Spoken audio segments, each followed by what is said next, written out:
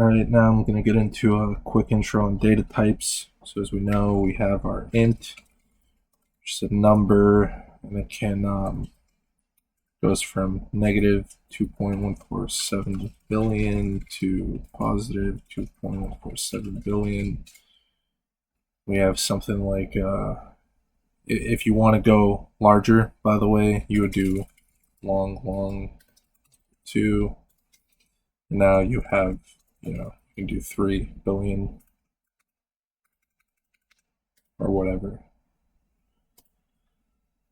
You get basically double the data, so you can store a much higher number if you know you're going to be working with whole numbers that are higher than 2.147 billion. And we have characters, which store something like a letter.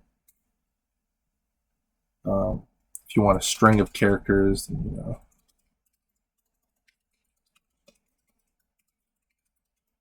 basically full words or sentences can be stored in strings. We have,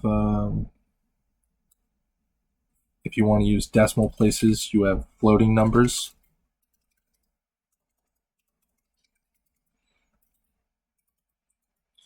You just have to keep in mind that if you know the numbers are going to be really big or really long strings of numbers, the floats get kind of imprecise if you're dealing with big numbers or a lot of decimal places. So if you know that you need a lot of precision, double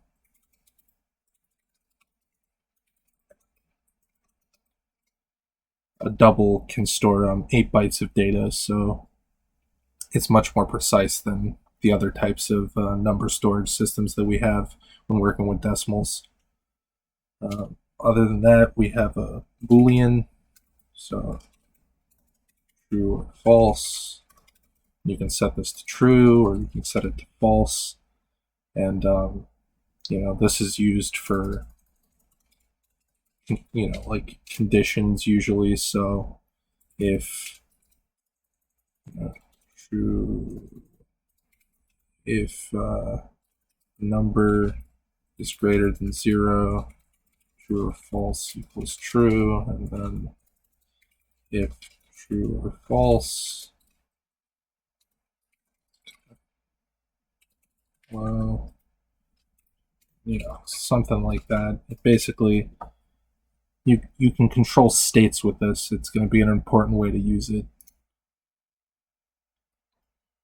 So you see here, number is greater than 0, so our Boolean becomes true, and then if this if statement evaluates if what's inside it is true or false, and if it's true, it'll execute what's in the block of code. The block of code being what's in between these parentheses, these curly braces right here. So yeah, that's basically it for just the basic data types that we'll be working with.